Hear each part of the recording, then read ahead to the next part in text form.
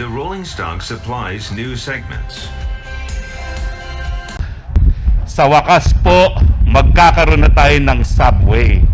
We were the first to have the LRT in the whole of Asia, and although we were a bit delayed in having our subway, now we can say we have truly modernized our transportation in this country.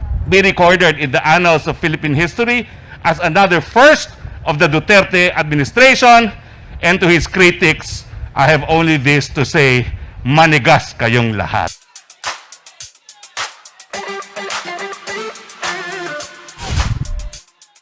You know what is up mga Sangkay? This is me and I'm back for another video, another content na naman mga Sangkay na ating gagawin ngayon. And if you don't know my name, just call me Sangkay Dyan o kung sa Tagalog, kaibigan dyan. Kung bago ka pa lang po sa ating channel, welcome ka po sa mundo ng mga Sangkay. At kung hindi ka po nakakapag-subscribe, please subscribe my YouTube channel and click the bell notification para lagi po kayong updated sa bawat video na ina-upload po natin. Today mga Sangkay, gusto ko lamang pong ilabas itong video na to, itong content na to, na eto na nga mga Sangkay, ang Metro Manila Subway ay aarangkada na. Dahil nga po, mamaya mga Sangkay, papakita ko po ang video sa inyo. Yun na lamang po ang inyong papanoorin. At bago po tayo magtuloy-tuloy, kamusta po muna lahat ng ating mga kababayan from Luzon, Visayas, Mindanao, Sabah, at may sa ating mga kababayan na nasa iba't ibang bansa. Shoutout din po sa lahat ng mga kabataan dyan na talagang namang solidong sumusuporta. Maraming salamat po sa inyo. So ito na mga Sangkay, ang Metro Manila Subway ay talagang hindi na po mapigilan. Patunay po ito na ang ating pamahalaan ay talagang namang ginagawa po ang lahat. Mapabuti lamang po ang ating bansa at maging ang mga susunod pang panahon sa Pilipinas. Panoorin natin ito. The TBM is equipped with an articulation jack system for negotiating sharp curves. The cutter head is composed of a front and rear shield, and the articulation enables them to excavate these curves. The erector holds a segment for each stroke of excavation, assembling these segments in rings.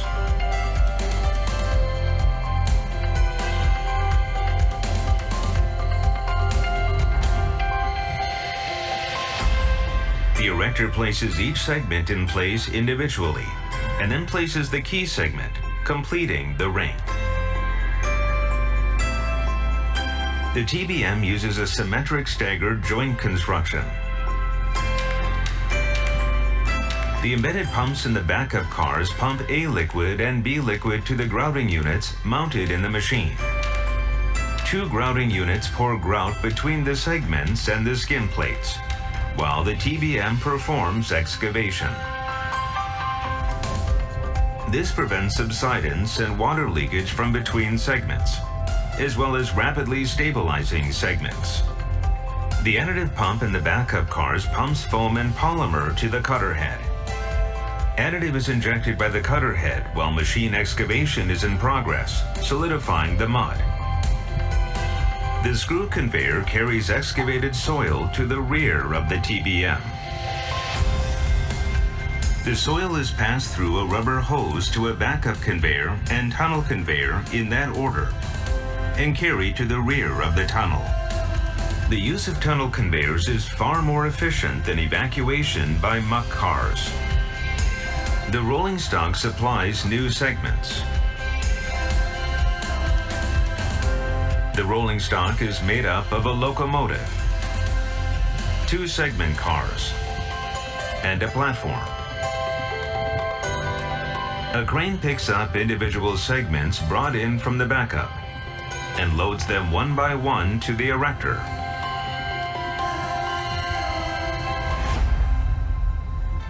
EPB machines improve excavation efficiency and contribute to urban development. There you have it, everyone. We just learned valuable pieces of information about the tunnel boring machine. And now, I would like to give the floor to our Contract Package 101 contractor, the Shimizu Fujita Takinaka EEI Joint Venture, or SFTE JV. Let us all welcome Mr. Roberto Jose Castillo for his message. We commit to you best that we can do to try to finish this and make it partially operational, as the Secretary said, as Tugari said, by December. And we will try our best, and what we will do is we will hire as many people, as many as 6,000 people, direct workers and hires for the group to be able to deliver the project as scheduled and as required by our customer, the DOTR, and the people of the Philippines. We would like to especially thank the Japanese government for their financing of this project, and for the Philippine government for pushing a project like this, which employs a lot of people who are in need of employment right now. May I call on our lending agency and development partner, the Japan International Cooperation Agency, also known as JICA. We assure you that JICA will do everything it can to support the Philippine government and the DOTR, not only for this project, but for all of our other partnerships under the Build, Build, Build program amidst the difficult conditions we are experiencing due to COVID-19. I have always believed that difficulties often bring out the best in people who sincerely cooperate each other. This ceremony, along with the delivery of the first set of fourth generation ARBs for ART-1 last week, only goes to show that the teamwork between Japan and the Philippines continue to flourish despite these challenging times. Moving on to another respected guest who joined us today, we have the Chairman of Metropolitan Manila Development Authority, or MMDA. Let's all welcome Chairman Benjamin Benhur Avalos Jr. I'm most honored to be part of another milestone in our country. Despite the onslaught of the pandemic, the Philippine government has never wavered in its commitment to better infrastructure, carrying out the mandate build, build, build. As the first subway railway system in the country that will provide mass transport in the national capital region, the MMDA strongly believes that accelerating our mass transportation system with this unified subway station will steer us to the right course. We are inspired by this vision, and we are motivated to take part in this mission as well. And now, ladies and gentlemen, live here at the Manila Harbor Center, we present to you the ceremonial unveiling and ribbon cutting of Kaunlaran, the first tunnel boring machine of the Metro Manila Subway Project. With this, may I call on the following officials to proceed in front and do the honors of unveiling and ribbon cutting.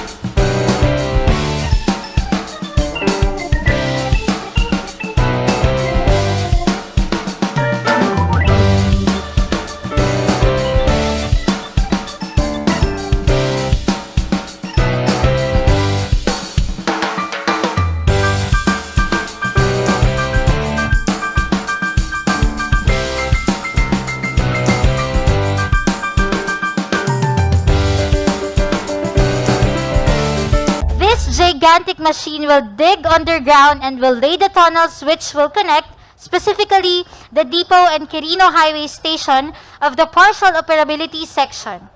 Indeed, this project has gotten exciting. Sa wakas po, magkakaroon na tayo ng subway. We were the first to have the LRT in the whole of Asia, and although we were a bit delayed in having our subway, now we can say we have truly modernized our transportation in this country. Let today's event be recorded in the annals of Philippine history as another first of the Duterte administration, and to his critics, I have only this to say, manigas kayong lahat. The Secretary of Department of Public Works and Highways, Mark Villar, Kahit hindi na ako mag-speech, okay lang naman sa akin. Pina-speech niyo pa ako. But I'd like to, of course, all our my fellow members in the cabinet who've worked just as hard, snappy salute to you, Sec Art, my idol, my Batman, and to the rest of the DOTR.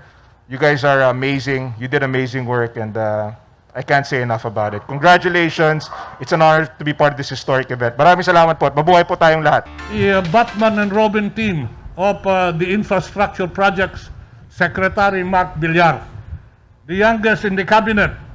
Pero maski na ho pinakabata yan, hindi ho mahuhuli sa performance. Soft-spoken, quiet. Maski binabatikos at sinasabing ang infrastructure hindi matatapos, sige-sige lang si Secretary Mark. In fact, pinakita niya kung paano siya magtrabaho in quiet and as effective as he can be. This tunnel boring machine symbolizes its name, kaunlaran.